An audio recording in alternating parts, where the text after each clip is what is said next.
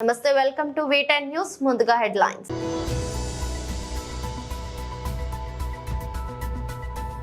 BRS MLC కవితకు bail.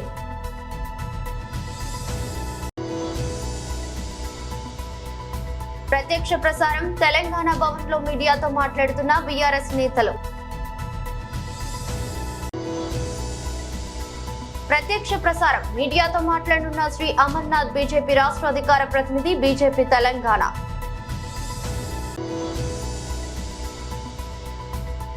ప్రతి నియోజకవర్గంలో integrated residential school, CM Revanth Reddy.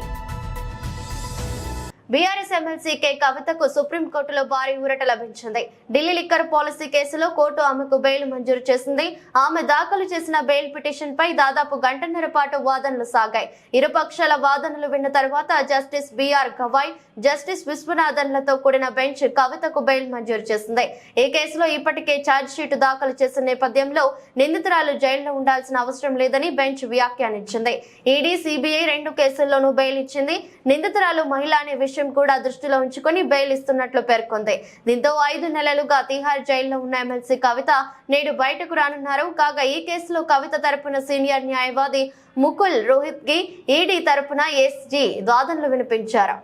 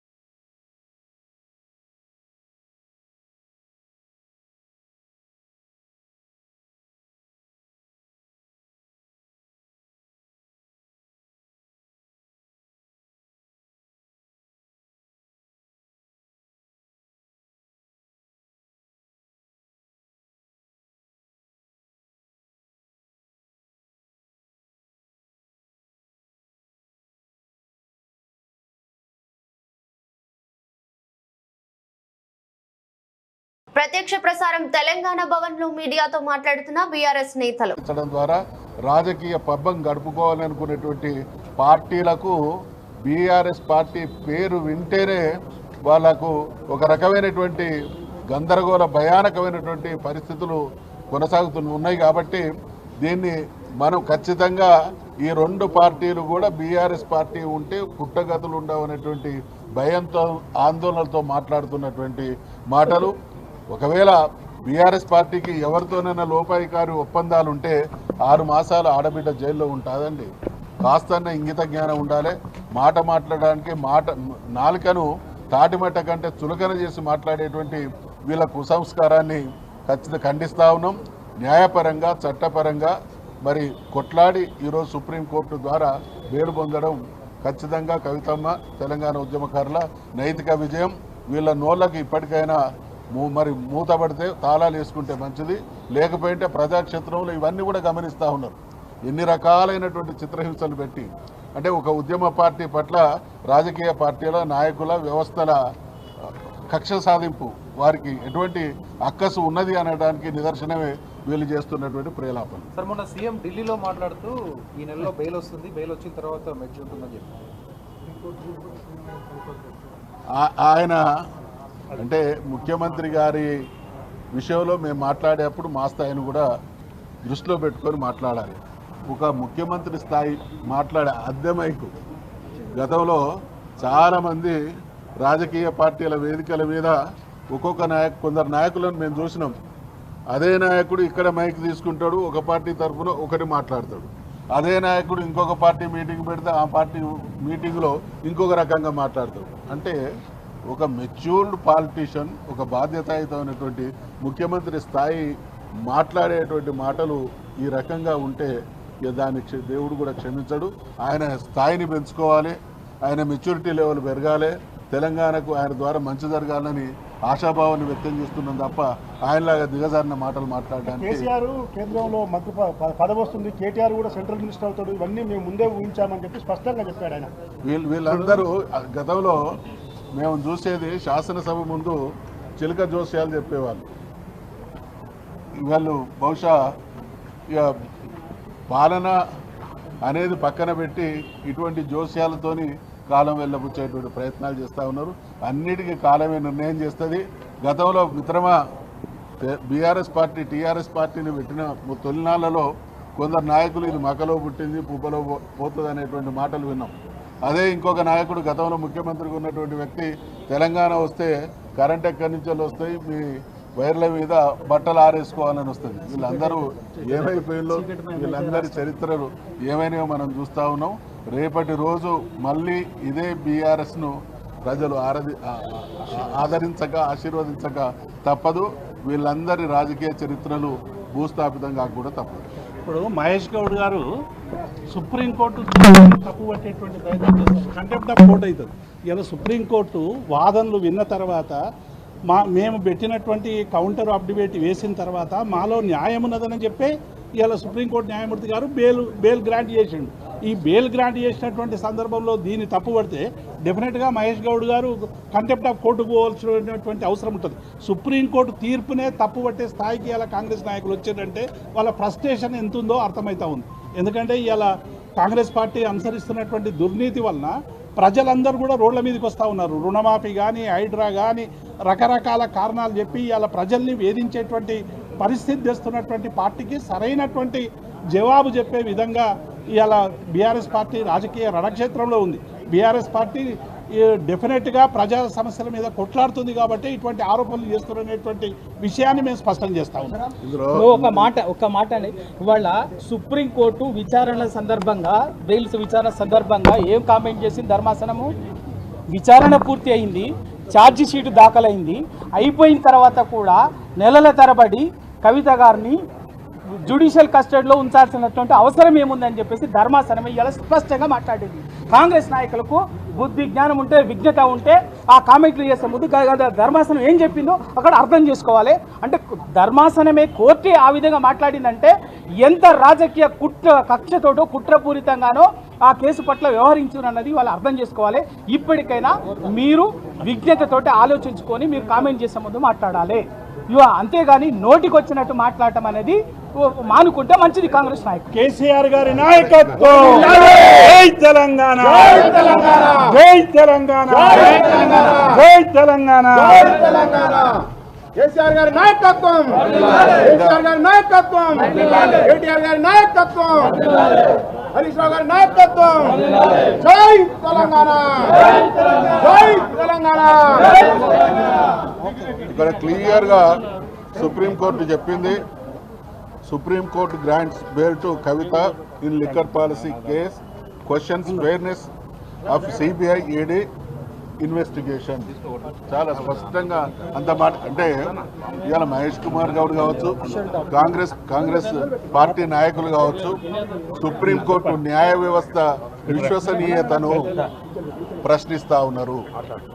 అక్రమంగా కేసు బనాయించి దాదాపు 5 నెలల పైచిలకు కాలం జైల్లో ఉంచినటువంటి వ్యక్తి అపరాధి అనేటువంటి వాస్తవాన్ని గ్రహించి సుప్రీంకోర్టు బెయిల్ ఇస్తే దాన్ని కూడా క్వశ్చన్ చేసే స్థాయికి వీళ్ళు దిగజారిన్లు అని అంటే వీళ్ళ మనసులు ఎంత కలుషితమై ఉన్నాయో దీన్ని బట్టి అర్థమవుతా ఉన్నది. కేసు అయిన మరుక్షణం నుండి కూడా కవితమ్మ మేము న్యాయ పోరాటం చేస్తాం, కడిగిన ముత్యంలాగా బయటకు వస్తాం అన్నది తప్ప ఇంకో మాట మాట్లాడలేదు. అంటే వీళ్ళు కోర్టులను కూడా ఇన్ఫ్లుయెన్స్ చేసేటువంటి కుట్ర ఇప్పటికీ ఉన్నది అనడానికి ఈ వ్యాఖ్యలు నిదర్శనం. చంద్రశేఖర్ రెడ్డి గారు మాట్లాడతారు. అక్కడ వాళ్ళ లైవ్లు ఉండొచ్చు, ఢిల్లీ నుంచి తన అడ్వకేట్. అందరికీ నమస్కారం. ఒక అక్రమంగా పెట్టిన కేసులో అక్రమ కేసులో సక్రమ బెయిల్ వచ్చింది. సుప్రీంకోర్టు భారతదేశ ఉన్నత న్యాయస్థానం ఇచ్చిన తీర్పు. దీని మీద వక్ర భాషలు చెప్పకపోతే మంచిది. ఎందుకంటే మన దేశంలో ఇండిపెండెంట్గా ఉన్న జ్యుడిషియరీ మీద కూడా ఈ రకమైన కామెంట్స్ మంచిది కాదు. ఏ పార్టీ వాళ్ళు చేసినా కూడా మంచి కామెంట్స్ కాదు. అది కవిత గారు డిజర్వ్స్ బెయిల్ అని చెప్పి సుప్రీంకోర్టు నమ్మింది, ఇచ్చింది. అందరు గౌరవించాలి. మరి ఈ సందర్భంగా కవిత గారికి బెయిల్ వచ్చినందుకు మేమందరం సంతోషాన్ని వ్యక్తం చేస్తున్నాం. తుది తీర్పు కూడా ఇదే మాదిరి ఉంటుందని ఆశిస్తున్నాం, నమ్ముతున్నాం.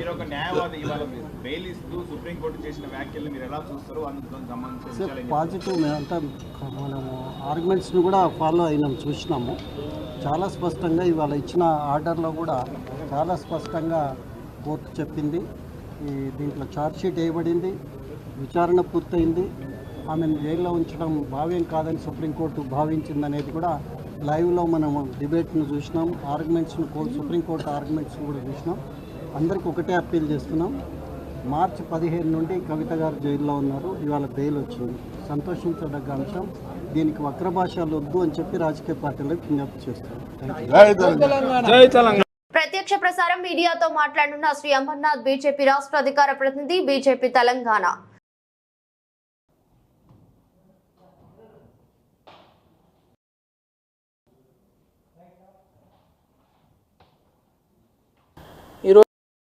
ఈరోజు ఒక ముఖ్యమైన అంశం గురించి మాట్లాడడానికి ఈ మీడియా సమావేశం తీసుకోవడం జరుగుతున్నది. మన రాష్ట్రంలోనే కాదు, మొత్తం దేశంలోనే ఈ వక్ఫ్ చర్చ జరుగుతున్నది. నిన్నటికి నిన్న వక్ఫ్ అమెండ్మెంట్ బిల్లు 2024 పేరు మీద పార్లమెంట్లో చర్చ జరిగిన తర్వాత జేపీసీకి ఇవ్వడం జరిగింది. దాన్ని తెలంగాణ వక్ఫ్ బోర్డు నిన్న తిరస్కరించడం జరిగింది. సో అంటే అది ఊహించిందే వాళ్ళు తిరస్కరిస్తారని. ఎందుకంటే వాళ్ళు తిరస్కరించకుంటే మనం ఆశ్చర్యపోవాలి. ఎందుకంటే తెలంగాణ వక్ఫ్ బోర్డు ఎన్నో సంవత్సరాలుగా ఎంఐఎం కనుసన్నలలో, ఎంఐఎం చేతులలో ఉన్నదనేది మనందరికీ అర్థమవుతున్న విషయము. నిన్న అసదుద్దీన్ ఓవైసీ కూడా అదే విషయం మాట్లాడడం జరిగింది. మొత్తం భారతదేశంలో రైల్వే అట్లాగే రక్షణ రంగం తర్వాత అత్యంత ఎక్కువ భూమి కలిగిన భూమి యాజమాన్య సంస్థ వక్ఫ్. ఈ వక్ఫ్ బోర్డులు అంటే మనం తెలంగాణ గురించి మాట్లాడితే తెలంగాణలోనే దాదాపు 77,000 ఎకరాలకు వాళ్ళు యాజమాన్యంగా ఉన్నారు. ఒక్క వక్ఫ్ బోర్డు తోనే అనేక మంది పేద ముస్లిం కుటుంబాలు వక్ఫ్ ట్రిబ్యునల్లో కేసులు కొట్లాడుతున్నారంటే దాదాపు 90% మంది, ఆ కేసులలో 90% మంది ముస్లింలే ఉన్నారు. అట్లాగే నేను కొన్ని ఎగ్జాంపుల్స్ కూడా మీకు చెప్తాను. సమీనా సయ్యద్ అనే ఒక వృద్ధ మహిళ 100 కోట్లకు సంబంధించిన ఆస్తి వక్ఫ్ ప్రాపర్టీ ఎంఐఎం గుండాలు, ఎంఐఎం నాయకులు కబ్జా చేయడం జరిగింది. అట్లాగే హైటెక్ సిటీలో మనందరికి తెలుసు, అక్కడ ఒక పెద్ద బిల్డింగ్ కట్టారు ఎంఐఎం వాళ్ళు. సో ఎంఐఎం గుండాలు వాళ్ళు ఆక్యుపై చేయడం జరిగింది. సో మనకు తెలంగాణలో ఎవరు అధికారంలో ఉన్నా, హైదరాబాద్లో ఎవరు అధికారంలో ఉన్నా, హైదరాబాద్లో రాజ్యం చెలాయించేది ఎంఐఎం అనే విధంగా హైదరాబాద్ను వాళ్ళ చేతులలో పెట్టడం మనం చూస్తున్నాం.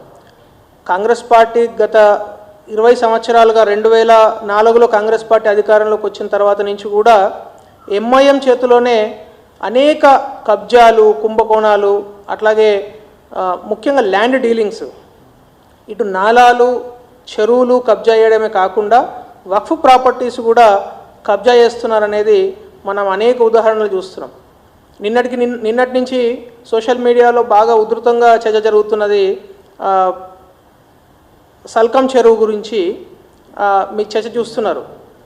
ఆ చెరువులో ఫాతిమా ఓవైసీ అనే పేరు మీద ఒక కాలేజీని హైడ్రా సంస్థ ఇప్పటివరకు కనీసం దానికి నోటీసులు కూడా ఇవ్వలేదంటే ఇప్పుడున్న కాంగ్రెస్ ప్రభుత్వం కూడా వాళ్ళు అభయహస్తం అనే చెప్పుకునే భస్మాసుర హస్తం కూడా ఎంఐఎం ఓవైసీ చేతిలోనే ఉన్నది అనేది చాలా క్లియర్గా కనబడుతున్నది.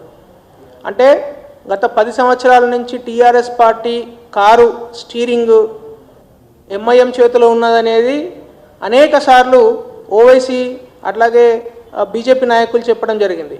కానీ ఇప్పుడు కాంగ్రెస్ పార్టీ కూడా, రేవంత్ రెడ్డి గారి ప్రభుత్వం కూడా అసదుద్దీన్ ఓవైసీ చేతిలోనే ఉన్నది అంటే అది ఏం పెద్ద ఆశ్చర్యపోవాల్సిన అవసరం లేదు. So MIM party, Owaisi brothers, వాళ్ళ యొక్క గూండాలు, వాళ్ళ యొక్క నాయకులు చెప్పు చేతులలోనే ఈ వక్ఫ్ బోర్డు, వక్ఫ్ ల్యాండ్లు కావచ్చు, అట్లాగే హైదరాబాద్లో ఉన్న అనేక ప్రాంతాలలో నాలాలు, చెరువుల కబ్జాలు కూడా కావచ్చు. ఈ రెండు విషయాలను ప్రభుత్వం ఇమ్మీడియట్గా స్పందించాలి. నేను రేవంత్ రెడ్డి గారిని ఒకే ప్రశ్న వేస్తున్నాను. రేవంత్ రెడ్డి గారు అయితేనేమి, అట్లాగే హైడ్రా కమిషనరు రంగనాథ్ గారు అయితేనేమి, ఇప్పుడు ఈ ఓల్డ్ సిటీలో ఎంఐఎం నాయకులు కబ్జా పెట్టిన నాలాలు, చెరువులను ఎప్పుడు తొలగిస్తారు? ముఖ్యంగా ఫాతిమా ఓవైసీ కాలేజ్ను ఎప్పుడు తొలగిస్తున్నారో వాళ్ళు ఒక డేట్ చెప్పాలని మేము అందరం కోరుకుంటున్నాం. అది చూడడానికి మేమందరం కూడా వస్తాం. ఎందుకంటే ఎంఐఎం నాయకుల మీద ఇప్పటికే అనేక కేసులు ఉన్నాయి. అయినా కూడా ఈ ప్రభుత్వము అసలు వాళ్ళ కేసులు ఏవి కూడా నడిపించకుండా అట్లనే వాళ్ళను అదేదో ఒక ప్రభుత్వ సంక్షేమ హాస్టల్స్ లో పెండింగ్ సమస్యలు పరిష్కరించాలని కోరుతూ ఏఎస్ఎఫ్ ఆధ్వర్యంలో మంగళవారం విశాఖ జీవీఎంసీ గాంధీ విగ్రహం వద్ద నిరసన దీక్ష చేపట్టారు. ఈ సందర్భంగా విద్యార్థులంతా కూరగాయలు పట్టుకుని వినూత్నంగా నిరసన దీక్ష చేపట్టారు.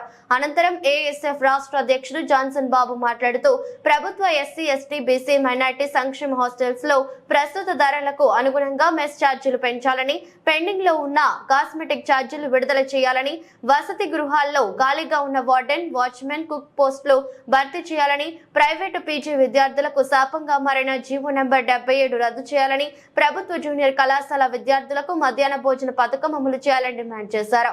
అనంతరం విశాఖ కలెక్టర్ ఎంఎన్ హరేంద్ర ప్రసాద్ ను కలిసి సమస్యలతో కూడిన వినతి పత్రాన్ని అందించారు. స్వాగతం, ఘన స్వాగతం, సుస్వాగతం. అలాగే ఈ కార్యక్రమ రూపకల్పనలో కీలక పాత్ర పోషించిన రాష్ట్ర ఉప ముఖ్యమంత్రి వర్యుడు సేవలో ముందుకు పోవాలన్న గొప్ప సంకల్పంతో రాష్ట్ర ముఖ్యమంత్రి వర్యుడు, రాష్ట్ర ఉప ముఖ్యమంత్రి వర్యుడు ఈ యొక్క గొప్ప కార్యక్రమానికి శ్రీకారం చుట్టారు. ఇది ఎంతో సుదినం, ఇది ఎప్పటికీ మర్చిపోలేనిది. నెల రోజుల క్రితమే దీన్ని వారి చేతుల మీదుగా మేము ప్రారంభించడం జరిగింది. ఇప్పుడు దాదాపు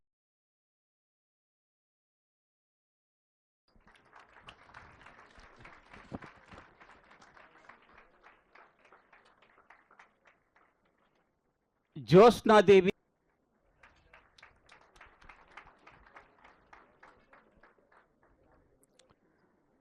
దోనపాల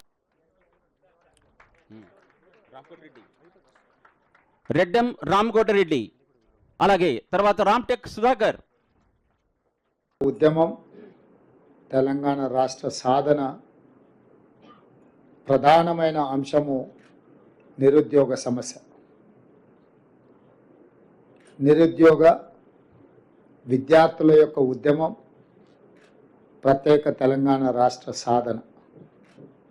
అందుకే కాంగ్రెస్ పార్టీ ప్రజాప్రభుత్వం ఏర్పాటు చేసిన మరుక్షణం ఈ నిరుద్యోగ సమస్యను శాశ్వతంగా పరిష్కరించాలన్న ఆలోచనతోటి దీర్ఘకాలికంగా వాయిదాలు పడుతున్న ప్రభుత్వ నియామకాలను 90 రోజుల్లోనే 30,000 మందికి ఉద్యోగ నియామక పత్రాలు పేరున ఎల్బీ స్టేడియంకు ఆహ్వానించి ప్రజల సమక్షంలో వాళ్ళ తల్లిదండ్రుల కళ్ళల్లో ఆనందం చూస్తూ 30,000 మందికి 10 సంవత్సరాలు వాయిదాలు పడుతున్న ప్రభుత్వ ఉద్యోగ నియామకాలను చేపట్టడం జరిగింది.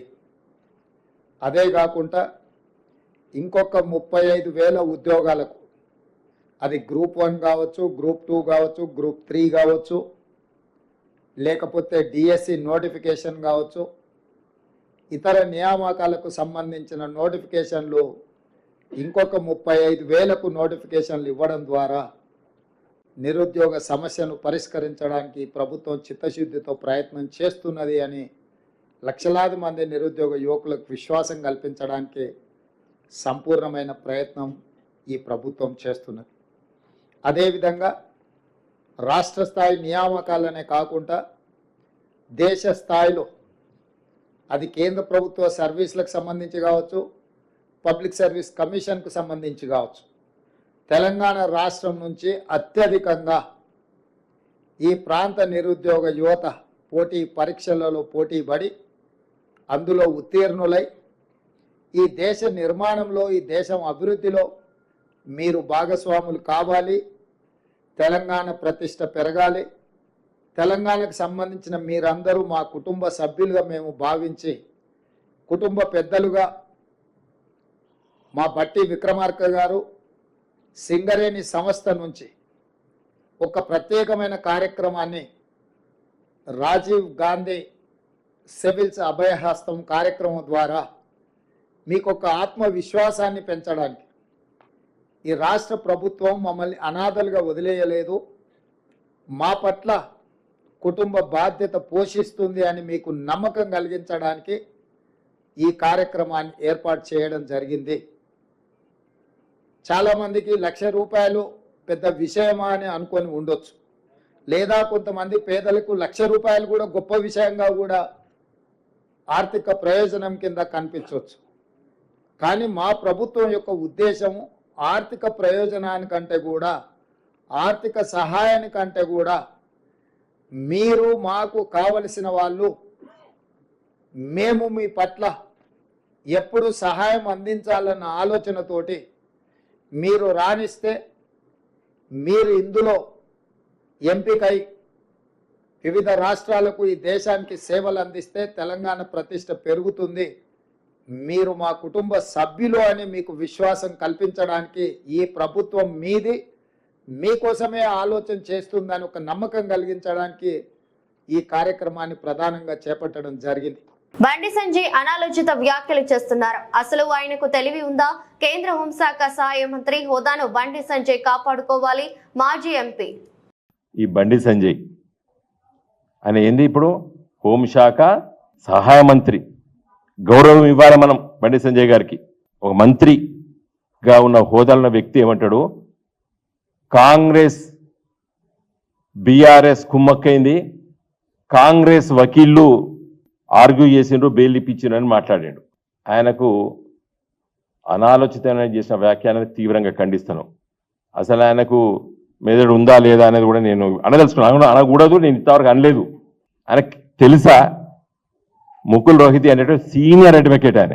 ఒక న్యాయవాదులు సుప్రీంకోర్టులో పార్టీ అఫిలియేషన్స్ ఉండరు, వాళ్ళు ఎవరు ఎంగేజ్ చేస్తే వాళ్ళకి ఆర్గ్యూ చేస్తారు. ఈయన చాలా సీనియర్ మోస్ట్ అడ్వకేట్, మరి ఎంగేజ్ చేశారు, ఆయన వచ్చి వాదించాడు. అసలు సంగతి నేను అదే చెప్పదలుచుకున్నాను బండి సంజయ్కి. నీకు తెలుసా ఈ ముకుల్ రోహిత్ మీ మోడీ గారికి 5 సంవత్సరాలు పార్లమెంట్లో కేంద్ర ప్రభుత్వానికి సుప్రీంకోర్టులో అటార్నీ జనరల్గా పనిచేసాడు. ఎన్నేళ్ళు? 5 సంవత్సరాలు ఈ బీజేపీ ప్రభుత్వానికి సుప్రీంకోర్టులో ఒక రాజ్యాంగబద్ధమైనటువంటి పదవి అది. అటార్నీ జనరల్ అంటే అది కాన్స్టిట్యూషనల్ పోస్ట్. ఎవరిచ్చిండ్రది? నీ పార్టీ, నీ ప్రభుత్వం. అంటే నేను ముకుల్ రోహిత్ గారు మీ పార్టీ వ్యక్తిగా నేను భావించడం లేదు. Is a senior most advocate. నువ్వు ఏం మాట్లాడతావు? తెలివితో ఒక మాటలు. ఇలా తెలుగు ప్రజలు అందరూ కూడా సిగ్గుపడాలి. ఇలాంటి ఒక కేంద్ర మంత్రి, నీ అదృష్టం ఉన్నది అక్కడ దాకా ఎదిగినవు. ఆ హోదాను కాపాడు బండి సంజయ్. ముకుల్ రోహిత్ తెలుసా నీకు? ఆయన అటార్నీ జనరల్గా పనిచేసిండు. ప్రధానమంత్రి గారు మోడీ గారు నియమించిండు. సుప్రీంకోర్టులో 5 ఏళ్ళు పనిచేసిండు. ఆయనను బట్టి కాంగ్రెస్ వాడు అంటివి.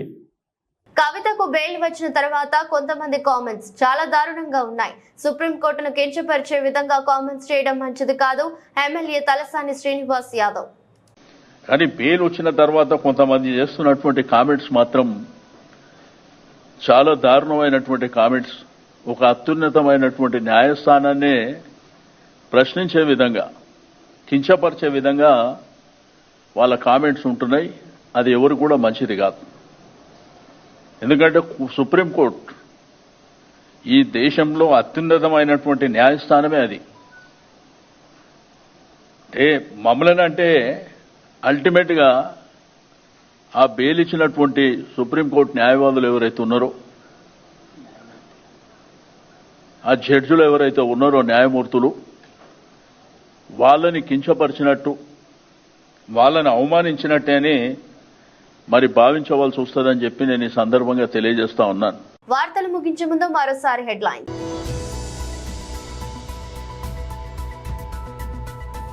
బీఆర్ఎస్ ఎమ్మెల్సీ కవితకు బెయిల్.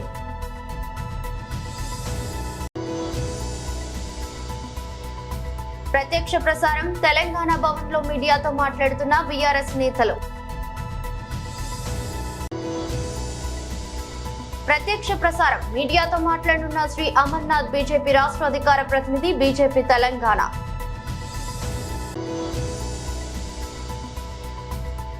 ప్రతి నియోజకవర్గంలో integrated residential school CM Revanth Reddy. ఇది రోజు బులెటిన్. మరో బులెటిన్లో మళ్ళీ కలుద్దాం. అంతవరకు సెలవు. నమస్కారం.